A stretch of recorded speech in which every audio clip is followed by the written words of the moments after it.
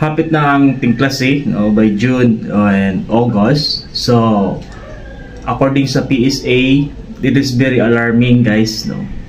18 to 19 million student na graduate functionally illiterate.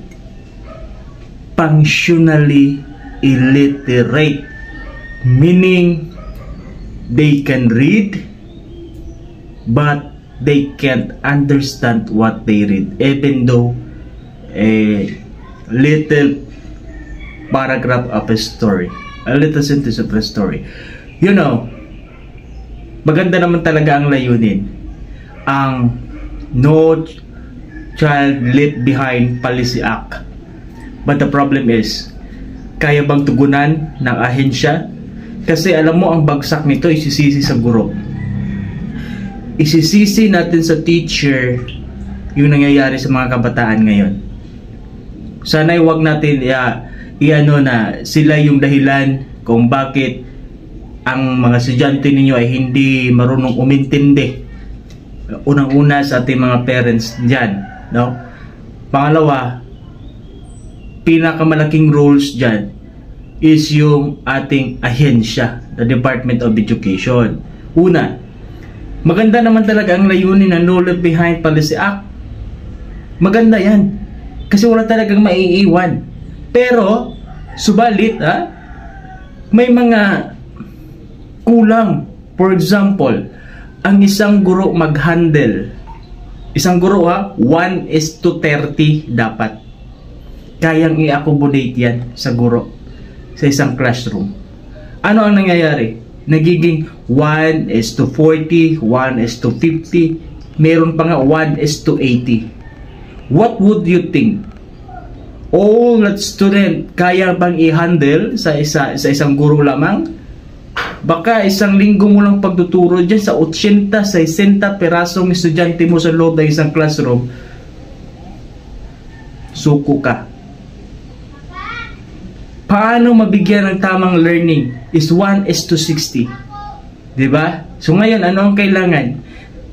Kulang sa pasilidad. Napakaraming backlog na classroom sa Department of Education na until now hindi pa tapos. Kaya nga si Vice President umalis dahil sa mga kalukuhan dyan sa ahensya. Pangalawa, teacher. Kulang sa teacher. Sabihin na natin na kulang sa teacher. Number 1 problem, facilities. Number 2, kulang ka sa guro. Napakaraming mga estudyante kulang sa guro. So that's why sa isang classroom mayroong 60, 70 pirasong estudyante, isang guro. Kasi kulang sa facilities, kulang sa building, kulang sa guro. Ngayon, sunod, nakita natin na dahilan, kulang tayo sa mga equipment or mga kagamitan sa learning school, sa kanilang trainings, especially sa K-12, sa senior high and junior high. Where's our equipment and facilities? Kulang. Paano matuto ang bata kung kulang-kulang ang kagamitan dyan sa loob ng classroom, sa loob ng paaralan? Kulang. Sige nga, ikaw, kaya mo ba magturo-turo? Iba kasi ang actual sa meron talaga. So kapag mayroon yung tatlo na bigayan ng Department of Education, facilities, teachers, and all the equipment na kailangan gamitin sa pag-training ng mga estudyante, ang No Child Behind Policy Act, magkamparan yun. At wala talagang maiiwan. Pero subalit nga, nakakalungkot sabihin na kulang ang ganong sistema. Kulang ang pag-provide ng Department of Education doon sa mga kailangan na gampanan. Okay?